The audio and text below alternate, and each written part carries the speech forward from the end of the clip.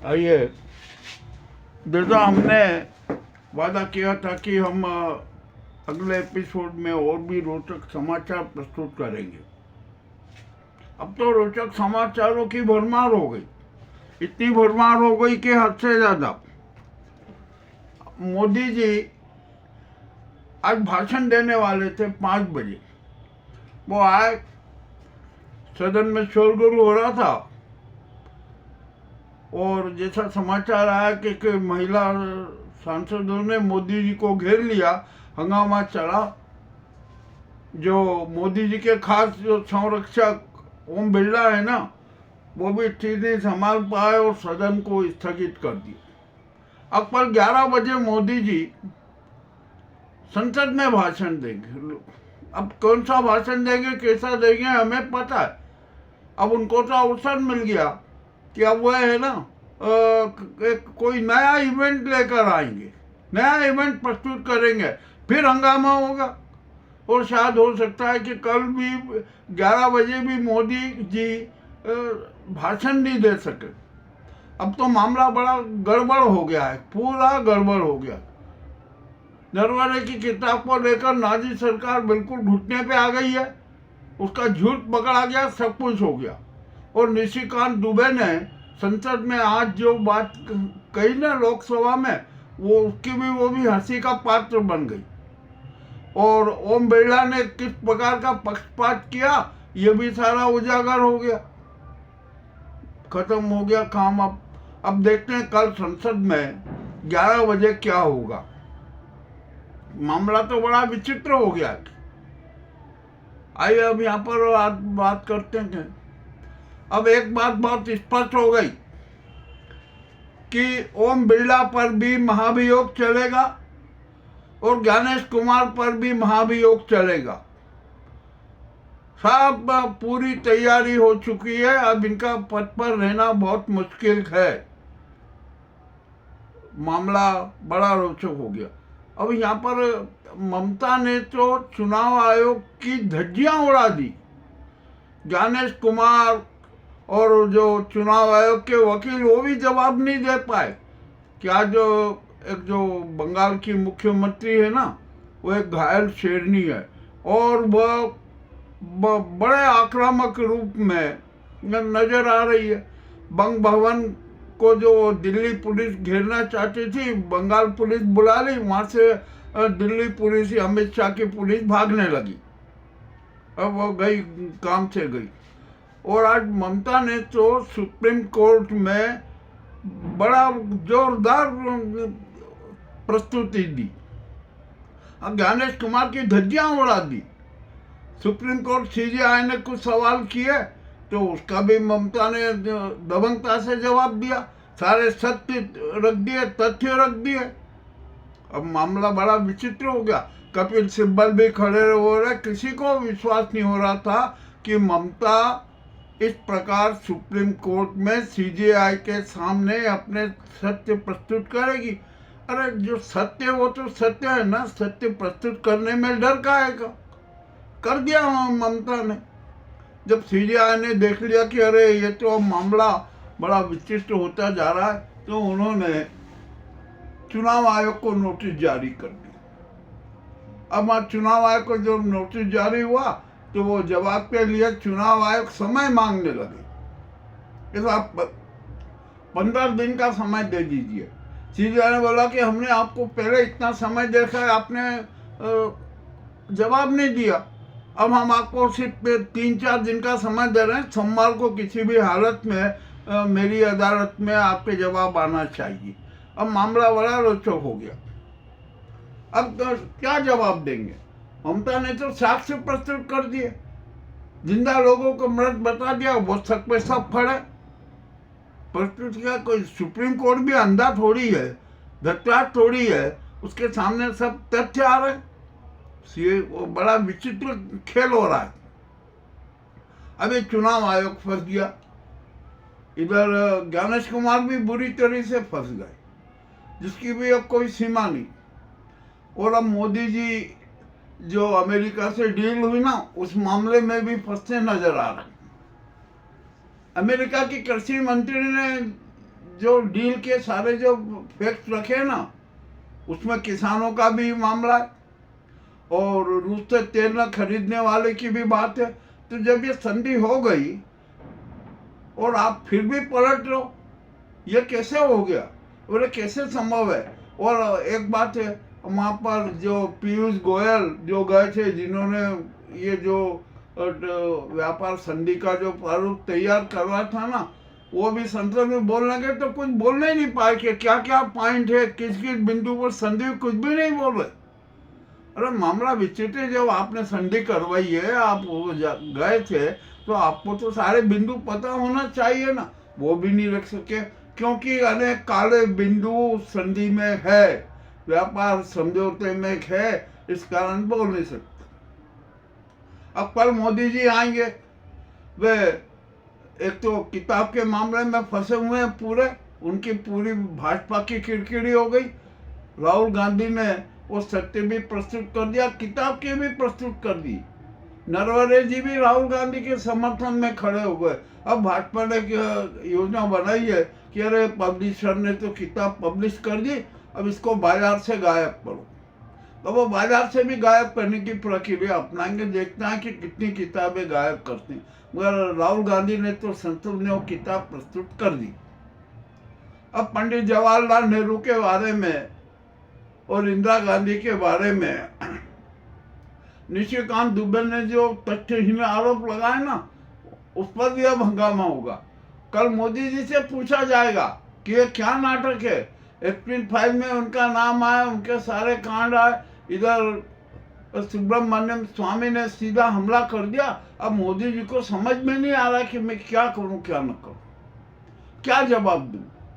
और यहाँ पर अब हमारी राष्ट्रपति महोदया को भी चाहिए कि जब वो ये सारी स्थिति देख रही है ना, प्रजातंत्र की रक्षा करना के, संसद के गौरव की रक्षा करना के, सनातन धर्म के रक्षा करना के, तिरंगे के अस्तित्व की रक्षा करना के, जनता के मताधिकार की रक्षा करना है, प्रजातंत्र की रक्षा करना है, मगर वे मौन है, उनको बोलना चाहिए। और जनता भी खुलेआम कह रही है, वे अपना राज धर्म में निभाए, जन धर्म में निभाए, संवैधानिक धर्म में निभाए, सब कुछ उनको करना पड़ेगा, मगर वे मौन है। और वे नाजी गैंग के हाथों की कठपुतली बनी हुई है, ये कुछ समझ में नहीं आ रहा। जनता उन्हें बार बार संदेश दे रही है कि आप ये नाजी गैंग के हाथों की कठपुतली मत बनिए, आप तो है ना जनता के बीच में खड़े हो जाइए, कालिका और दुर्गा के रूप में आ जाइए। इसके लिए आपको है ना देश में राष्ट्रपति शासन लागू कर देना चाहिए, देश में आपातकाल की घोषणा कर दें और इसी के साथ साथ इस नाजी सरकार को भी भंग कर दे और चुनाव आयोग को भी भंग कर दे। मामला बड़ा वो आसान है, कोई दिक्कत नहीं है।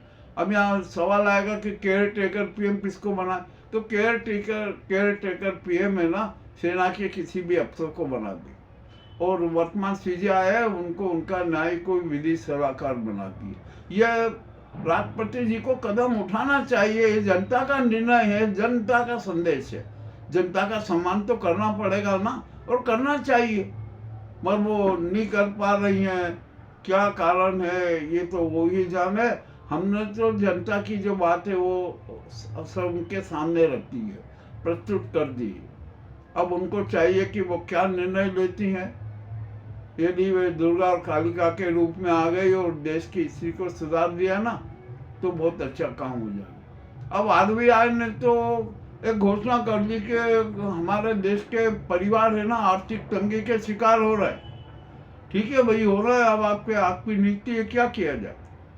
अब यहाँ पर अभी एक समाचार आया, ये 500 के जो अभी चलन में वर्तमान नोट चल रहे हैं ना, फिर से इनकी नोटबंदी होना है और नए 500 के नोट का प्रारूप भी तैयार हो गया कि अब वो छपाई होगी, ये होगी और एकदम अचानक बंद हो जाएंगे। तो हमारा जो जनता है उससे निवेदन है कि 500 के नोट है ना, बैंक में जमा करके अभी से ही शुरू कर दे, ताकि उन्हें बाद में संकट ना आए। वरना बाद में फिर लाइन लगना पड़ेगा, फिर वही मारा मारी होगी। तो बेहतर वे यही है कि अब एक तो 500 के नोट का चलन बंद कर दीजिए, 100 के नोट 200 के नोट का चलन रखिए। दूसरा, आप ये 500 के नोट यदि आपके पास में बड़ी मात्रा में है तो उसको बैंक में जमा करा दीजिए। अब लोग बैंक में भी जमा नहीं कराइए, डर है, क्योंकि काले धन को कुबेरों के पास में तो 500 का बहुत मोटा माल है, तो वे भी जमा नहीं कराएंगे। इसका मतलब एक बार फिर से 500 की नोटबंदी होगी।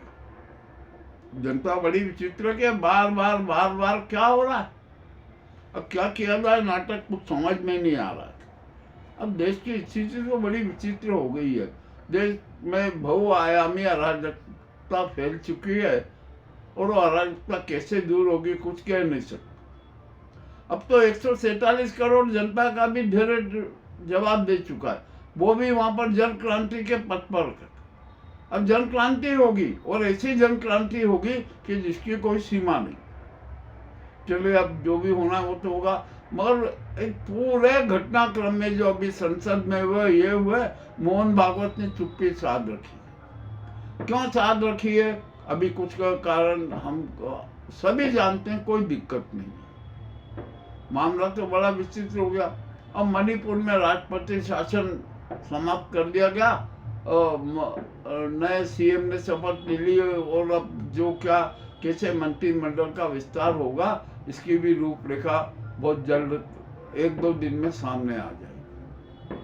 अब तो यहाँ पर बड़ी विचित्र स्थिति हो गई है और सुप्रीम कोर्ट है ना, वो अब एसआईआर के मामले में अब तो पूरा स्पष्ट हो चुका है कि एसआईआर में धोखाधड़ी हो रही है और जो ये चुनाव आयोग ने जो गलत काम किए हैं ना वे असंवैधानिक है।